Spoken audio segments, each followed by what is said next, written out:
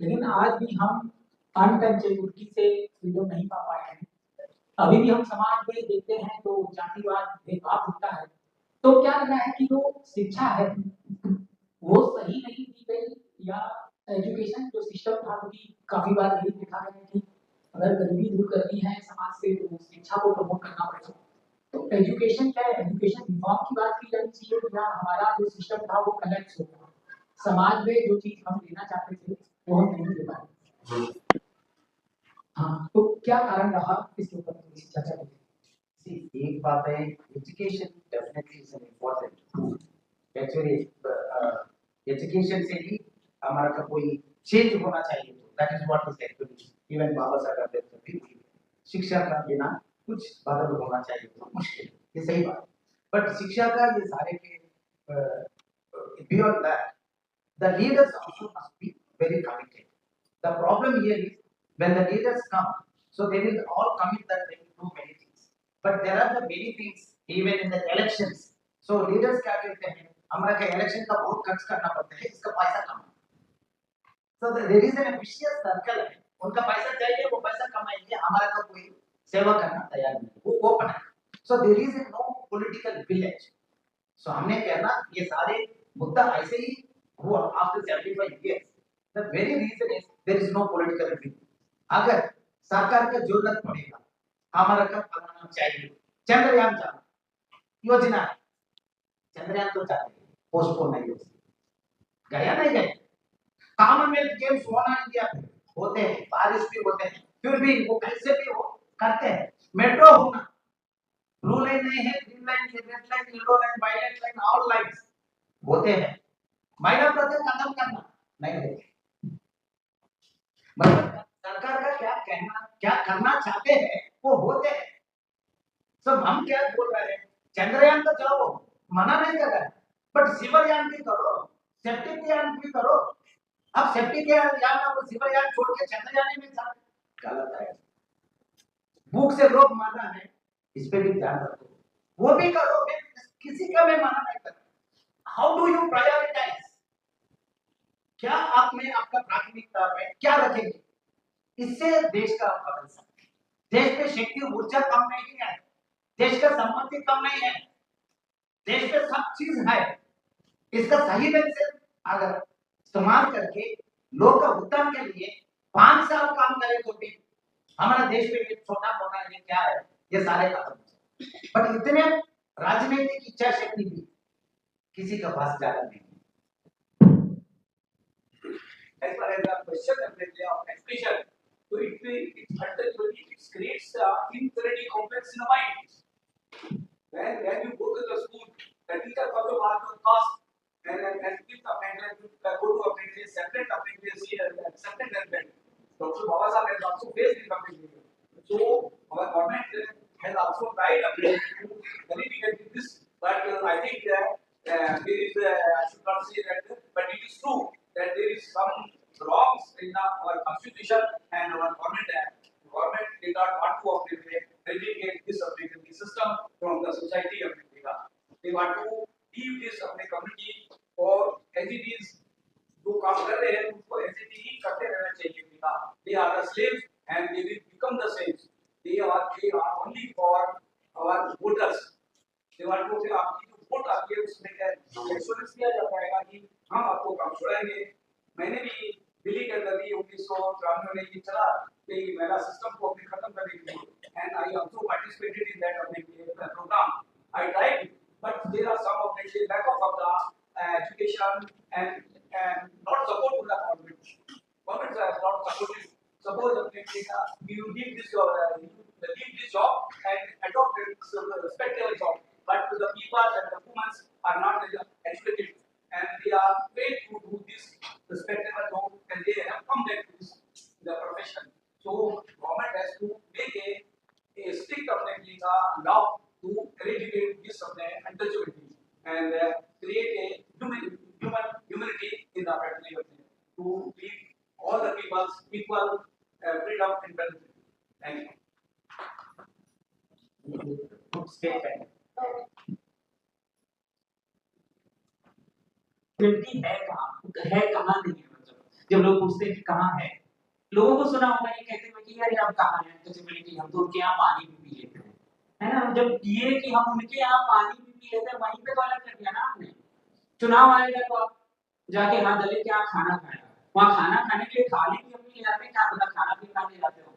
वो ड्रामेबाजी है ना, वो हमारी बातों से लोगों को ये बताया जाता है कि अनटचेबिलिटी नहीं है।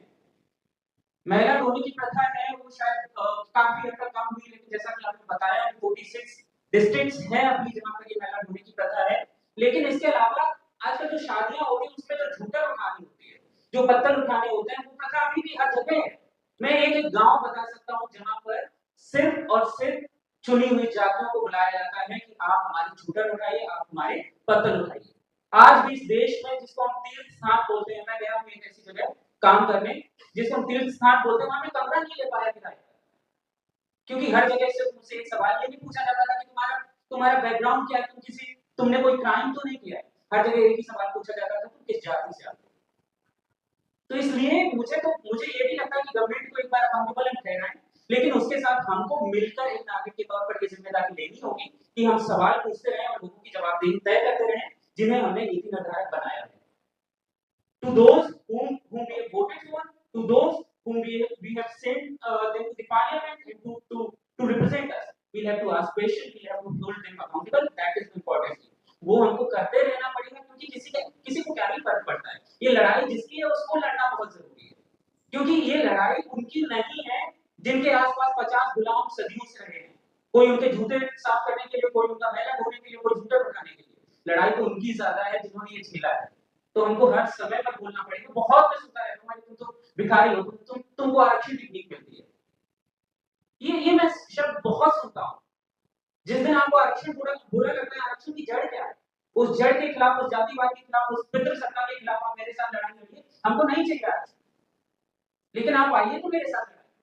तो हमको एक नागरिक के तौर पर सवाल पूछते रहना बहुत जरूरी है। Thank you so much. आपने अपनी स्पीच में रिजर्वेशन आरक्षण का बिल्कुल जिक्र किया और आप एक बहुत बेसिक चीज की बात कर रहे हैं, बहुत बेसिक ह्यूमन राइट की अनटचेबिलिटी वायरस का रेंजिंग में अभी भी हो रहा है। हम आगे की क्या बात करें कि रिजर्वेशन होना चाहिए, कितना होना चाहिए, पर ये क्या बात है कि सारा पॉलिटिकल डायलॉग ये हाईजैक हो गया है। सिर्फ वो जो आप जनगणना की बात कर रहे हैं, कास्ट सेंसस की बात कर रहे हैं, वो सवाल यही था कि कितनी जॉब्स होनी चाहिए, कितनी रिजर्वेशन होनी चाहिए, उसको 50% को भी बढ़ाना चाहिए। जो बेसिक इशू आप रेस कर रहे हैं वो तो कोई बात नहीं करता।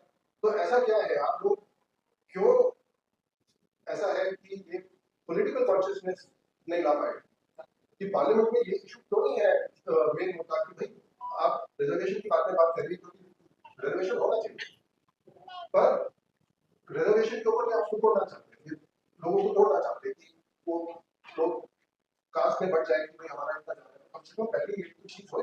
पर ये आप क्या समझते हैं कि क्यों होता है कि पॉलिटिकल डायलॉग हाईलाइट हो जाता है, जो आप बेसिक चीज की बात कर रहे हैं वो आज तक नहीं तक प्राप्त हुई, तो सब बाकी आगे बात करने का क्या फायदा? एक बात होते हैं, बहुत जरूरत पड़ते हैं, लोग बाहर कभी आते हैं, सवाल उठाते हैं, वो समय सिर्फ सरकार में बने, सरकार में सुनते हैं। अदरवाइज वो लोग में हमेशा लोकप्रिय क्या होते हैं, जनप्रिय, सबका ये करे तो सबका वोट मिलता है। तो पॉलिटिशियन का क्या जरूरत है, उनका वोट ही चाहिए। तो हमारा जैसा लोग हैं, हम लोग ने थोड़ा सोचकर हमने एक नया मुद्दा क्या क्या है, असली का मुद्दा, what are the major issues which is the burning this country, ये हम लोग ने उनका सामने रखने की हमारा योगदान होते हैं। लोग सारे बाहर आना, लोग ओपनली बात करना, कई चीजों पे लाइक एग्जांपल, कई चीजों पे हमारे पास कॉन्ट्रडिक्शन होते हैं। मैं हाँ बोलते हैं, आप भी बोल सकते, बट हमने कई चीज है इस पे सारे लोग हाँ बोलते, जैसे हम तैयार करके कोई भी ना बोलना, सबको पूछना पड़ता है how why you are keeping quiet, क्यों ये नहीं करते हैं, बजट में हमारे तो पैसे क्यों नहीं होते हैं। मुझे ऑटो रिक्शा देते हैं लोन पे, अगर मैं किराए कर लगाया, कुछ काम कर रहा है, फिर आपने इंस्टॉलमेंट किस्त तो देना पड़ते हैं, नहीं दिए तो आके ऑटो रिक्शा उठा के जा रहे हैं। तो दोबारा हम लोग जाके लोग से आप ऑटो रिक्शा ले लो, मैंने भैया हमारे लिए नहीं चाहिए, हम नहीं जा पाते हैं, बाद में किस्त नहीं दिए तो वो आके वो भी उठा के चल जाते हैं, मैं क्या करूं। But same country with in the 10 years 12 lakhs crores of the rupees, 12 lakh crore रुपया अमीर लोग का लोन ने माफ कर दिया ना। ये तो मैं झूठ बोल रहा है क्या? ये तो पार्लियामेंट में चर्चा में आया, आंसर में बता रहा है। 10 साल का अंदर 12 लाख करोड़ रुपया अमीर लोग का लोन ने माफ कर दिया। जो गरीबी कोई ऑटो रिक्शा कुछ लिए तो उनका कुछ आगे लेके चल जाते, क्या नीति बोलते हैं। सो दिस आसमान का हमारा दिमाग का तो बहुत स्ट्रांग है। अमीर का एक नीति है, गरीब का दूसरा नीति है, दूसरा जाति लोग का दूसरा है, उनका दूसरा है। नाम पूछते हैं, आप बोलेगा संजय, वो छोड़ेंगे आपका? आगे क्या लगाते हैं? मेरा सतीश है, सतीश का आगे क्या लगाते हैं? आगे नहीं हुए तो उनका आपसे रिश्ता ही नहीं होता। अब ट्रेन पे बैठो वही है। So we need to understand there are the basic things. We have to speak openly and we have to question government that you have to be anti-poor नहीं होना। उनका भी पटरी पे रखने की जिम्मेदारी नागरिक का होती है। सर मेरा एक सवाल है। जो वर्तमान सरकार है वो कह रही है हम सुपर पावर बनाते हैं देश को, बहुत से मुद्दों पर हमने थर्ड इकोनॉमी तक गिराया, से फोर्थ आ गए इंसान आ गए, और कहीं भी कोई दिक्कत नहीं है, कहीं कोई भुखमरी नहीं है, अनाज भी दे रहे हैं हम। तो फिर अनटचेबिलिटी अगर है तो क्या एक गलत नहीं है इस देश पर इस सरकार को? तो ये सारे प्रश्न सबका जवाब देना भी ये उचित भी नहीं, because I am not in the power. मैं भी आपका जैसा सवाल उठाने वाला है, कई चीजों पे मैं भी कोशिश करते मैं आंसर करने की, मेरा पास वो सत्ता है नहीं, बट मैं भी आपका जैसा सवाल है, कई चीजों पे हम लोग ने एकत्र होना, we have to raise our voice against any kind of injustice. कोई ऐसा क्राइटेरिया कि ढूंढ के निकाला जाए, ऐसी चीजें कहीं भी हो रही है हमारे देश के ऊपर गलत के एक तरफ सुपर पावर हो रहे हैं और दूसरी तरफ ऐसी चीजें हो रही है। होते हैं कोई विषय पे आप लोग कोई ज्यादा बोलेंगे तो लोग ने हमारा कभी कुछ ये केस डालो वो डालो, देश का अपमान कर रहा है, आप एंटी नेशनल है, आप देशद्रोही है, वो बोल सकते हैं, बट ये देशद्रोही आप टोटल लोग हैं, कैसे इतने बड़ा देश का मैं कैसे द्रोह कर सकता हूं? मैं तो बहुत सिंपल है। My question would be, we are sitting in an AC hall and I must target us the privileged class. So my question is, how do we tackle the question of virtue signaling? That I must think about the Dalits, the lower caste and class, क्योंकि अच्छा लगता है। In a sophisticated meeting when you are sitting, आपको बिल्कुल के बारे में बात करना चाहिए, सब कुछ करना चाहिए. But when it actually comes to practice, it actually pays, and you really don't do anything about it. So how do we tackle that and how do we solve that question? ये बोलते हैं हम लोग ने चर्चा so there is the greatest one person, he said very clearly that if you ideology has some name Italian one big philosopher, he said अगर आपका ideology थोड़ा स्ट्रांग है तो वो आगे कई पीढ़ियों तक चलेगा, it will go definitely if it is an truth in your ideology, it is a very strong. but बाबा साहब अम्बेडकर ने बताया वो तो होते हैं, बट उसका कई लोग ने प्रचार की भी जरूरत पड़ते हैं to take that idea to the next level, आगे पीढ़ी का ये बताने के लिए कोई ना कोई रूप में इसका विस्तृत रूप से प्रचार भी करना। जैसा महिला प्रथा एक छोटा चीज आपने सोचा वो समय, बट ये लेके 1982 से हम यही बोल रहे हैं और कुछ नहीं, मेरा जिंदगी में और कुछ किया भी नहीं। मैं हमेशा ये विषय पे बोलते हैं, नहीं तो लोग से मिलते हैं, बात करते हैं, वो कार्य की सफाई कर्मचारी से मुझको घूम के चल जाते हैं, इसका अलावा कुछ नहीं किया। लोगों ने बोला ये तो बाद में, बट बाद में लोग का पता चला इसका भी शक्ति है। सब भारत का प्रधानमंत्री भी हमारा को बुलाते हैं बात करने के विषय पे आना, तो हम कहते हैं हम ग्रुप आएगा, हम अकेला कोई नहीं आ सकता। मतलब प्रधानमंत्री बोले तो हमने हमेशा सोचा है ये प्रधान, ऐसा नहीं, ये देश का कई प्रधानमंत्री होते थे, सारे लोग से कम पीवी नरसिम्हा राव प्रधानमंत्री है, वो समय से मेरे बहुत कई ऑफिसर आईएएस आईपीएस ऑफिसर कई लोगों ने मदद किया है। तो ये सवाल सच पे उठाए तो स्ट्रांग है तो वो बिल्कुल वो आगे लेके जा सकती, एक अवेयरनेस क्रिएट कर सकती, ये मैं किसी का खिलाफ नहीं है। तो मुझे भी कई लोगों ने बोला आपने ऐसा काम करे तो कुछ नहीं होते हैं, आपने कोई एक हजार नहीं तो 100 पालती नहीं तो डोकरी से सारे माल उठा के पार्लियामेंट का सामने काम मुद्दा बन जाएगा, सब आ जाएंगे, नेशनल इंटरनेशनल मीडिया आ जाएंगे। मैंने बताया ये भी नहीं कर सकता। उन्हें बोला क्यों? मैं बोला हम ये ड्रामा के लिए स्टंट के लिए मैं ताले बाद में वो लोग किसका बुलाएंगे ये साफ करने, सो प्रोटेस्ट के लिए मैं किसका समुदाय का, मेरा समुदाय का, मेरा प्यारी समुदाय का मैं बोलते हैं कि काम हम लोग नहीं करना, उनका मैं बोलेगा प्रोटेस्ट के लिए आप मैंने उठा के अच्छा में डाल दो। मैं तो एमपी का एमएलए का तो नहीं बता सकता ना, लेकर तो डालो पार्लियामेंट के सामने, अपना लोग ने डाल दिया, फिर इसका साफ कौन करना, फिर कल सरकार ने अपना लोग को बुला के साफ करवाएंगे।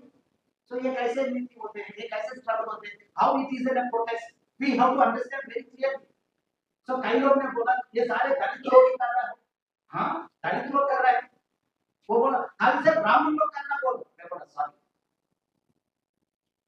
हम ये काम करें तो कितने मुश्किल है, कितने बर्बादा है ये मुझे पता है। मैं दूसरा इंसान, वो भी इंसान है, दूसरा इंसान का भी कोई कौन सी जाति पे कैसे बोलो मैं एक नीति होते हैं, नीति बराबर होते हैं।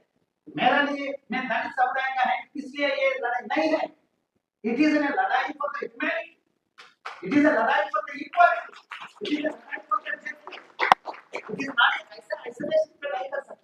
मेरा चेयरपर्सन साहब ने जिक्र किया, बहुत धन्यवाद, yes sir Shekharan sir, he is not a Dalit, he is not a, मेरा स्टेट ऐसा, मेरा भाषा कुछ भी संबंध नहीं, उनका पता चला कोई एक बच्चा 15-16 साल का ऐसा पागल जैसा घूम रहा है, उन्हें बुलाया, आओ, मैं गया उनका पास, वो दरवाजा खोला, उनका बेल मारा, दरवाजा खोला, तो अंदर गया, मैं बैठा, फिर मैं इंतजार कर रहा है, सो कहाँ है ये सर, कब आएंगे सर, सो वहां के सोफा पे रिकॉर्नर में, वो सोफा पे भी ऐसे बैठे, हाँ आपका नाम बिल्कुल हाँ सर, हाँ सर शेखर सर कब, नहीं मुझे नहीं लगा वो शेखर सर में, मतलब वो सीनियर आईएएस ऑफिसर रिटायर्ड हो गया, वो एक मुख्यमंत्री था, उनसे कुछ बात किया कॉन्ट्रैक्ट लेबर का विषय, उनका बोला मैं आपका साथ ही काम करने तैयार नहीं, रिजाइन करके पेट के बाहर गया, इतने स्ट्रांग पर्सन सोचे, तो मैंने सोचा वो इतने लंबा ऐसा होगा नहीं तो मुख्यमंत्री का इतने टक्कर कौन दे, it was a my image, but वो तो दरवाजा खोल के बाहर साइलेंट ऐसा, वो शेखर साहब हमारा कोई जाति का संबंध नहीं, but to protect the humanity in this country, उन्हें बोला, मैंने उनसे पूछा सर आप हमारा साथी, हमारा चेयरपर्सन रखो, हम आपका, आप आ जाओ, वो बोला मुझे चेयर टेबल का विश्वास नहीं है, मैं आपका साथी, मैं आपका साथी, मैं नहीं विश्वास, दिस हैपेंड इन 1992, 2010 अक्टूबर 7 तारीख 20 मिनट की तारीख, वो समय में वहां गया, सो उनका ऐसा देख के वो समय, एक दिन का पहले मैं दिल्ली से गया, उनका छोड़ के आया हैदराबाद, सो वहां उनका देख के वो समय मुझे लगा मैं आपका साथ होते हैं, शेखर साहब ने बोला आखिरी तक 2010 जुलाई 7 तक ओनली विद द सफाई कर्मचारी, सुप्रीम कोर्ट ने बोला आप